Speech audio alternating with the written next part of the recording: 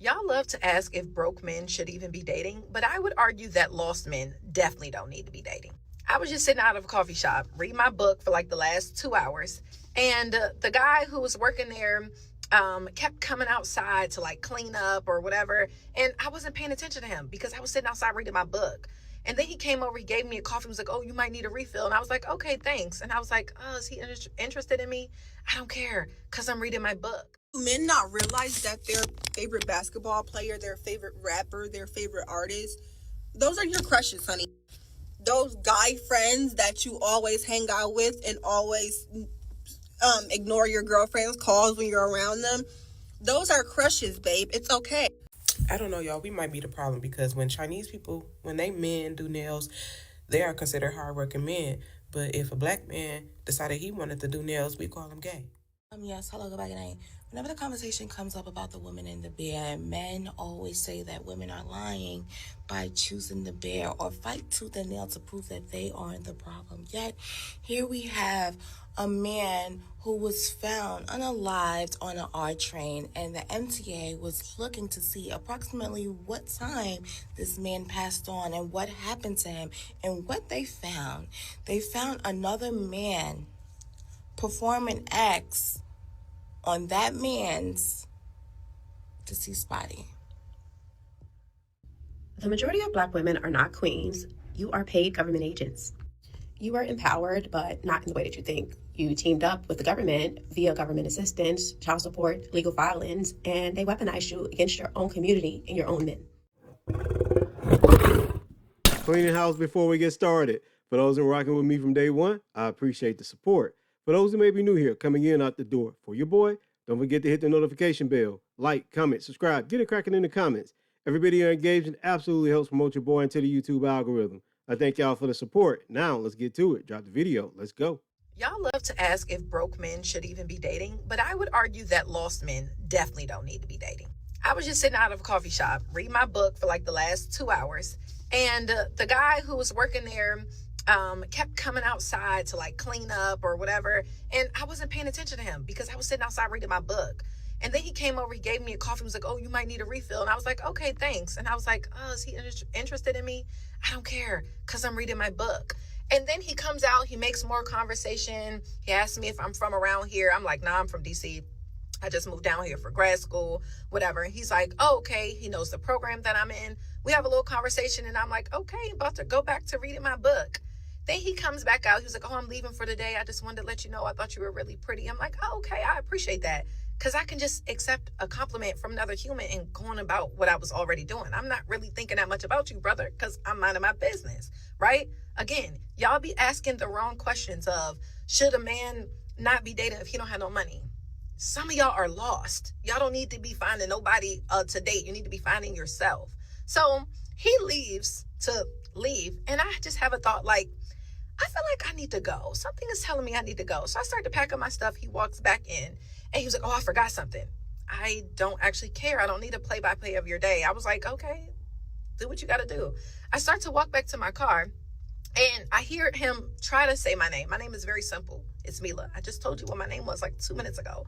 So now the fact that you don't know the name makes me feel like you're just attracted to me. You're not actually interested in me. You're not actually listening to me at all. So he's like, "Hey, I don't usually do this, but can I get your number?" And I said, "How old are you?" Because he looked a little bit young. He was like, "Oh, I'm probably older than you." When he shared his age, I'm like, "Okay, yeah, you are 2 years older than me." And I said, "What are your goals?" Because again, y'all love to say that women only want basketball players or people who are already wealthy and blah, blah, blah. No, a lot of us are open, but a lot of y'all are lost. So he says, "Oh, definitely something better than here." I said, "Okay, something better like what?" And he was like, "Well, I went to Wake Tech for computers and I'm like, "Okay, so then you're not understanding what I'm saying. What is your dream? What is your goals?" And he was like, "Stuck, silent, stuck, could not say a daggone thing." And that be y'all problem. I already told you a little bit about myself. I told you the program that I'm in. You will see the book that I'm reading by a Black woman CEO. And I know where I'm headed. Why in the world would I be, what would I be giving you my phone number for? Why in the world would I be giving you my phone number? So by the end of that, I said, "Okay, I have no intention of giving you my number, but thank you for coming over. I appreciate it. Have a great rest of your day." It's not that y'all just be broke. Y'all be lost. Find yourself first. It's not about whether or not where you are right now. You work at Starbucks. Okay, you may be building a product on the side. You may be trying to go back to school for something, but y'all not trying to do none of that. You're not doing any of that. Date your peers and leave the rest of us alone. Y'all post this cringe, and it doesn't have the effect that you believe it does. What you've essentially shown all of us is that you're weird and pretentious. The guy was just trying to find a way to talk to you. See, here's what happens a lot of time with weird, awkward chicks like yourself. You believe that everyone around you, in particular the men that you don't find desirable, because this is what all of this is about. She just wasn't attracted to the guy. So she began all these assessments of his character on the spot to automatically disqualify a guy you were not attracted to. Ma'am, you could have saved that man and the rest of us a lot of trouble with this story by simply saying in the very beginning, this was a guy I wasn't attracted to. But you know why you didn't do that? Because you needed engagement. You needed people to follow you down the rabbit hole of conceit. This is what you are. You're very conceited. You believe that you qualify for things that you really don't. And so you take these asinine trips down the road of shaming someone that you just wasn't attracted to for the purpose of ginning up engagement and views of your whack ass content. You could have ended and deaded that conversation a long time ago by showing disinterest and saying, hey, look, I'm flattered, but no, thank you. That's all you had to do. But no, you kept going on and on and on because you wanted to belittle this man. You wanted to shame him once you figured out he wasn't quote unquote on your level. That's why you said date your peers or date on your level. What level are you on? What level are you on? See, this is my problem with a lot of you misandrists who come online because that's what you are. You don't really like men. You only like a small pool of men who you find overly attractive, but they don't find you overly attractive, now do they? Because if you did get those guys, you wouldn't be on social media ginning up this cringe. Go get a life, stop being pretentious, and stop having an overinflated sense of who you are. Because you're nothing but a normal person. Do men not realize that their favorite basketball player, their favorite rapper, their favorite artist, those are your crushes, honey. Those guy friends that you always hang out with and always ignore your girlfriend's calls when you're around them, those are crushes, babe. It's okay.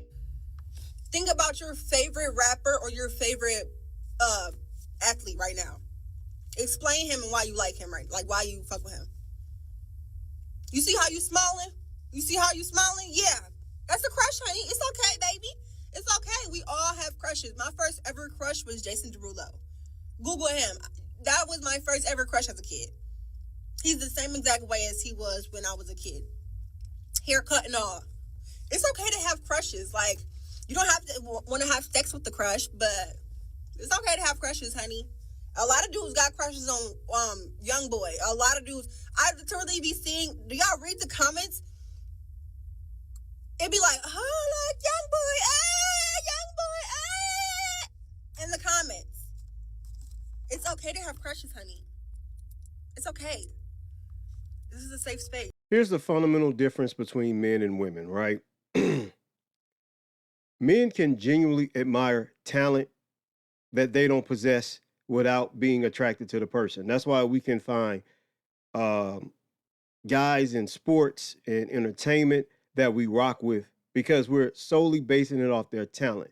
We can also find women that we're not necessarily attracted to if they have some profound ability to entertain or possess this unique talent. We can be like, yes, I rock with that person. The difference between men and women in that aspect is, for the most part, not always true and not always of every woman. Women genuinely have to be attracted to a person first before they acknowledge talent and uniqueness. That's the difference. And so you can't fathom that men can genuinely like Mike. For instance, when I was young, in my teenage youth, I liked Michael Jordan, right? Like most guys my age grew up on Michael Jordan. We actually enjoyed seeing the man play. He was a spectacle. And the reason we actually liked Jordan was because he was a once in a lifetime talent. He did things on that court most people hadn't done since he stepped on that court. That's why we like Michael Jordan. It wasn't because we were sexually attracted to him or had a crush on him. We admired the man's talent. It was a spectacle to see him perform. Unlike yourself and some women of your ilk who can only be interested in someone's talent and their gifts if you find them attractive. That's the fundamental difference between men and women. I don't have to find someone sexually attractive to understand that they have talent or they have an artistry that I admire. They have a unique skill set that I can sit back and shower them with accolades of accomplishments, right? Because of their talent and their gifts. I don't have to be attracted to them. And this is why you cannot understand why men can have and they can admire other men for their talent, their gifts, and their uniqueness without being sexually attracted to them because you can't do it. Yeah, you can't do it. And for the point of you saying that when a guy hangs out with his friends and he ignores his girl's phone call, maybe that girl was annoying. Maybe he realized that she was trying to interrupt his fun with his boys on their outing, and he didn't want to interrupt that fun time with your nonsense. Because I'm pretty sure this is personal for you. You seem like you're a very agitated person. You seem like you agitate others. You seem like you're unpleasant, and you seem like you're bothersome. That person probably ignored you because you don't know when to quit. And you take time out of your day to come up with these pseudo analyzations in your free time that actually make no sense. This shows me that y'all need to get hobbies. I keep telling y'all really do need to get hobbies because this type of stuff y'all do is ridiculous. Find something better to do because your take on this makes no sense. None. I don't know, y'all. We might be the problem because when Chinese people, when they men do nails, they are considered hardworking men. But if a black man decided he wanted to do nails, we call him gay. We might be the problem. That's because a lot of black women are closeted homophobes. Yeah, they like toxic masculinity. They thrive in it. They love to see toxic masculinity, bravado, machismo. They think that's a true depiction of what masculinity is. So when they see a black man not doing the normal toxic masculinity traits that they are actually attracted to, then there's something wrong with him. He's got to be GAY. He's got to be part of the LGBTQ community because they're in fact drawn to toxic things of masculinity. They'll get on social media and claim that black men need to fix themselves.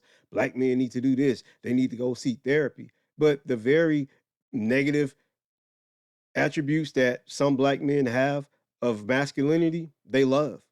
They're attracted to it. They're sexually desired in those men from those women. So yeah, some of these women, especially the ones that get online, y'all might be the problem. I don't know about women in reality, right? Because I don't ever want to focus on women in reality. I can only focus on the content I come across and you heifers on social media. Yes, y'all actually condone, facilitate, and love to see men in their toxic masculinity. Y'all like it. And anytime a man stray away from that script that y'all have that says he has to be this to be masculine, he has to be that to be masculine, then he's sassy, zesty, and whatever negative derogatory terms y'all come up with to shame men who don't fall into your traditional toxic forms of masculinity. That's all it's about. And yes, I agree with you. These women that get on social media that produce this whack ass content may be the problem. Yes, hello, good night. Whenever the conversation comes up about the women in the bear, men always say that women are lying by choosing the bear or fight tooth and nail to prove that they aren't the problem. Yet, here we have a man who was found unalived on an R train, and the MTA was looking to see approximately what time this man passed on and what happened to him. And what they found another man performing acts on that man's deceased body. They found a man that was no longer with us, and they found a living man performing acts on that man. And this is why women choose the bear every time. And then the thing about it is, even when a man is afraid to leave his home, it's not because he's afraid of a woman, he's afraid of another man. As men are destroying everything in the world as we speak, destroying the United States, and you're gonna tell me that we shouldn't fear men? Okay. Where do I start with this? So you found the less than 0.00001% of this population that is into necrophilia and homosexuality combined. And you somehow link that to men being unsafe for women and why women choose the bear. And you think your take is normal. You believe what you said is profound and above board. Necrophilia mixed with homosexual, or homosexuality, I should say. How rare of a person is that? I'm pretty sure that's 1 in 7 billion of a chance of a person having those two things combined. And yet, you set your goofy eyed ass up here and link that to misandrous online trying to shame men because they pick the wrong men to entertain by their own volition. So they get online and try to belittle men and shame men by saying they would pick a bear over men when they're alone in the forest. And your goofy eyed ass really thought this was profound and that you ate. Okay, interesting. The majority of Black women are not queens. You are paid government agents. You are empowered, but not in the way that you think. You teamed up with the government via government assistance, child support, legal filings, and they weaponized you against your own community and your own men. They sold you on being strong and independent, but really they just isolated you and set you up for further manipulation and failure. The system didn't free you. It actually programmed you to fight against your own, disrespect your men, and not respect your elders. You traded family for funding, and while you celebrated your freedom, your house just is slowly burning down, actually rapidly. Unfortunately, you're not raising children, you're actually programming them. Your daughters are repeating the same cycles as you, becoming baby mamas, involved in sugar daddy culture, whole culture, all of the above. And then your sons lack leadership, discipline, and self-control. So just no order at all, just all dysfunction, emotionality, and rage. You became the perfect weapon to inject the dysfunction right directly into your children, so they don't have to do it because you're doing it for them. But then you brag about your degrees and how you're the most educated and independent and strong and how you guys can take care of yourself, but your children can't read. Can we make that make sense? And as long as you keep choosing the system over Black men, you'll remain a non-player character, a program bot running on a government code, just raising the next generation of slaves. And this is why you lead in obesity, single motherhood, least likely to get married, least desirable, most likely to raise a criminal. It's because you're a product of the very system that you think you're outsmarting. Look, a lot of what she said was true. I'm not going to argue over anything she said. Is it true or not? That's not what I clipped this for. I clipped this to highlight something really quick here. I always have to ask when people present this information, is it in good faith? And what's the solution? Because you can quote, run off statistics and say every single issue that the Black community have, in particular, she's talking about Black women, you can say all the issues they have. But did you stop and think of any solutions? Because she even said it herself in a diatribe that Black women are a very product of the system that they're trapped in, that we're all locked and trapped in, right? White supremacy. I don't like when people have these conversations because I deal with Black women in reality, not the dysfunctional heifers that come on social media. And Black women in reality are just trying to live their lives and trying to make sure they have food on their table and that their children are taken care of. Now, do they have dysfunction? Sure. Do they oftentimes ruin their own relationships and marriages? Sure. But with every problem, there's an origin. With every issue, there's a beginning. And to act as if Black people are not products of dysfunction by the system of white supremacy is a narrative that I will never support. I will call out Black women's bad behavior all day, every day. But I love Black women. I love Black people. I don't want to see us destroyed. I don't want to see black women ran through the mud just for the sake of running them through the mud. Black women have issues of dysfunction, just like black men have issues of dysfunction that we all have to get healed from. We all have to get some type of therapy. And there are injustices that our government have to address and fix to make us whole. They've never done it. And to act as if this is a problem that just fell out the sky is disingenuous. Now, do I put onus on black people to fix ourselves with the things that we can fix? Yes, absolutely. Our issues in our homes, we can fix. Our interpersonal issues, we absolutely are responsible for fixing. But there are systemic issues that black people cannot just fix by fixing their family dynamics. And you all know this. We can fix our family dynamics all day long, but systemic issues are always going to be barriers to us thriving. And if you want to continually sit up and point fingers at black men, black women, whatever your stick is, without any solutions, without any nuances to why black people are in this situation, in particular black women, because that's what she was talking about, I'm never going to be aboard that program. I don't care if y'all stop watching my content or not. I am going to say this to any and everyone that comes across my content. I don't hate black women. I don't hate black men. I love black people.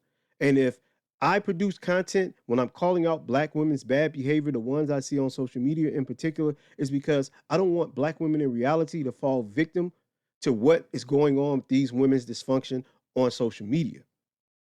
I have nothing but love and respect for black women as a whole.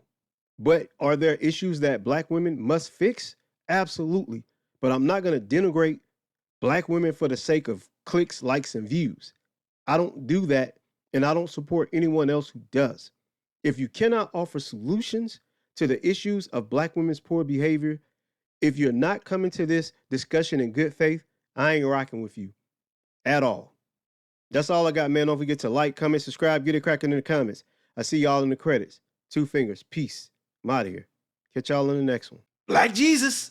You think that what we're fighting about is stupid. Just cause you don't agree don't mean it's stupid. Lately communication feels so useless. If we don't got that obsessive love, then what are we doing? I don't ask for much from you. It's like you don't got the time to lose. Make me feel like I'm a burden when I tell you I